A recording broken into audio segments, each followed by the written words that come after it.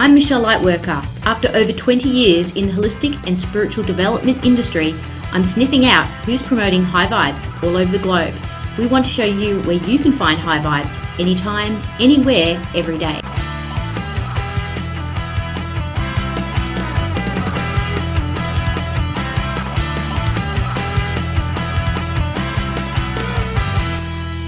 Hi everyone, it's Michelle Lightworker and welcome to High Vibe Hunter. I'm here sharing space with wonderful Marc Bright, who is spirited by nature and then some, and he's going to share with us a lot about how he has journeyed about being a joyologist and how he's journeyed that journey. Yeah. And we're going to learn a lot from Marc today. It's going to be awesome. On high five vibrations. Got it.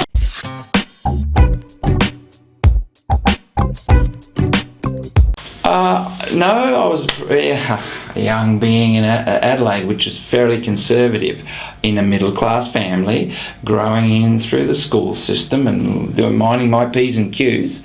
And then I found golf. I was good at golf. It took me places. I turned professional. It took me all around the world. I met many people and saw a lot of Australia particularly, which was a great joy because Australia has such an awesome natural phenomenon going on. You be in it, you share it, you know it, you feel it. By the way, the golf courses are on sacred land, many of them, and I enjoyed when we worked with the youth as part of our charter to engage with community prior to the event, to go to the indigenous kids and go to the disability kids, go to the senior people who are kind of marginalised, bring them for a clinic, golf clinic too.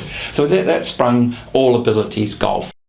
As I wanted to explore expressing myself from my core, I looked to find some identity that was kind of fitted, that wasn't in a box. I needed a big, broad, open box, if I had a box at all, with stuff flying out of it. My joy. Oh, what's all these psych? No, I'm not a psych. Well, I could be, but joyologist. But it sat nicely with the nature work, it's a spiritual business, so kind of like as a jester or a playful person could bring in a content that had value for people.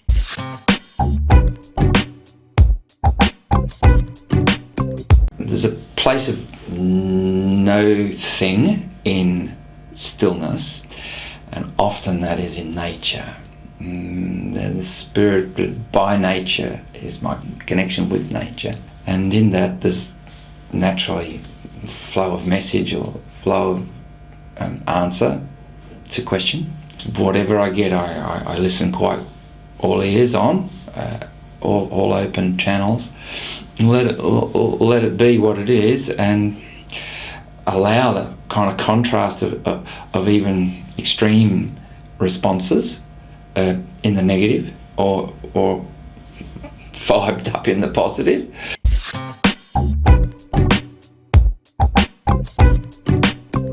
The expression after I've gone in for some deep work, it seems to then be ready for joy. It's like unbridled, let's have sharing, let's allow ourselves to be kind of the group of conscious love joyfully. It is activating kind of a vibe. It's the vibe. Where do you get the exact point where that comes from? It's there, kind of allowing. Natural heart space is pretty strong in it because the joy of life is kind of accessible, and why not we share that?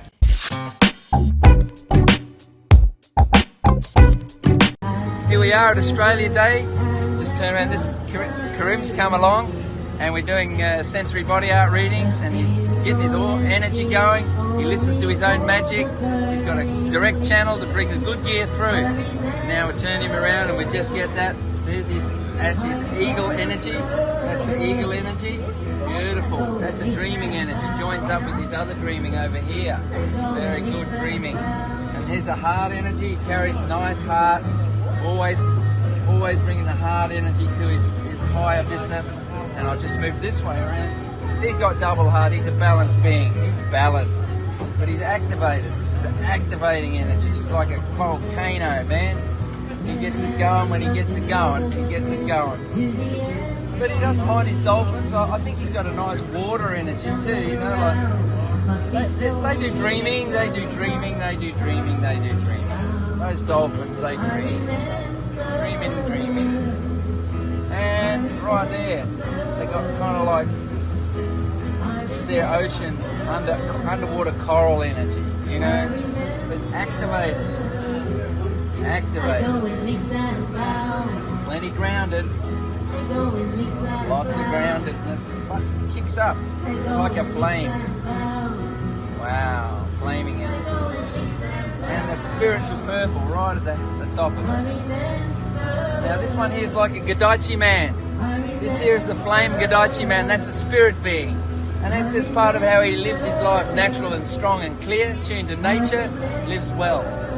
Never misses a beat. Beautiful. And here's his little bit of his turning energy. He turns things around. He's nice and flowy. He flows.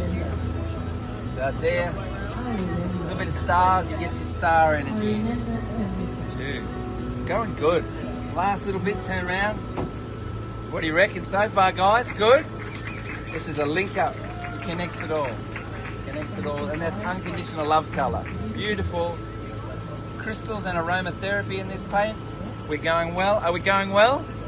Happy days. And then the last little bit, kind of there it is. It's the flow. That's the serpent flow. It's life. The serpent flow. This means he lets himself flow with life beautifully. He tunes to the stars in his dreaming. Powerful man. Gorgeous. Lovely to know you, Caleb. Oh. Awesome. Thank you. Cool.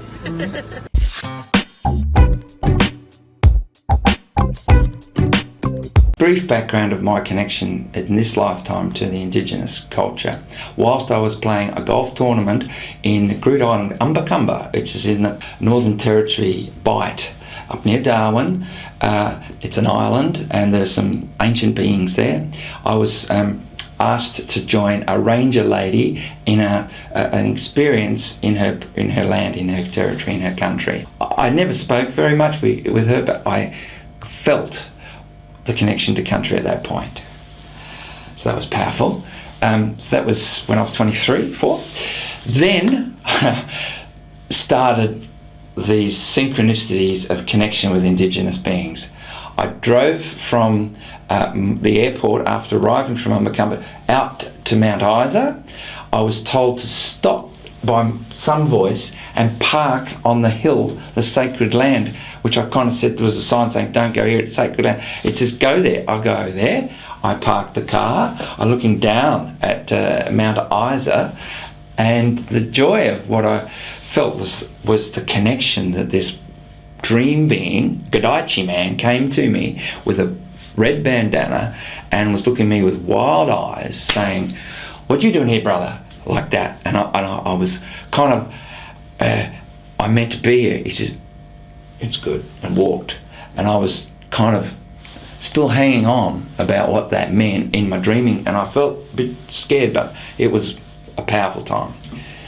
So next day I broke the course record and led the tournament with the best golfers in Australia. From that then I journeyed and I started to play the best golf that I had in my career, met the best players in the world, like guys like Ian Baker Finch and Wayne Grady, Peter Senior. Those guys have been Australia's kind of flagship men and in the world of golf.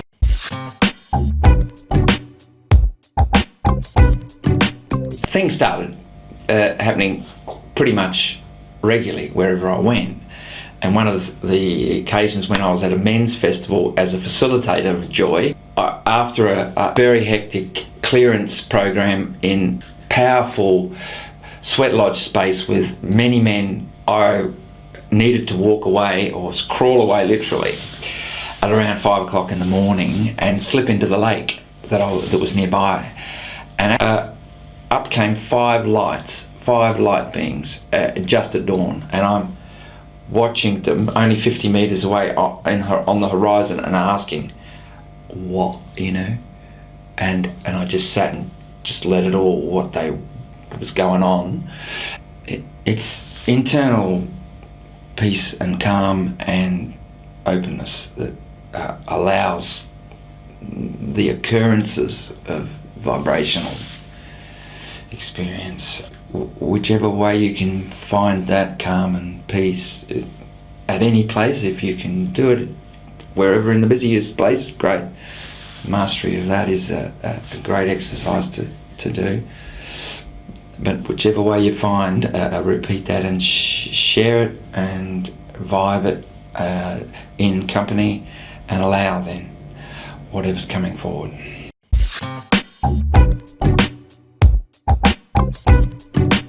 I really enjoyed witnessing you're talking about how the power of allowing. I think the message from me that came through so strongly today was about allowing. I think we come up against a real barrier of energy when we're not allowing.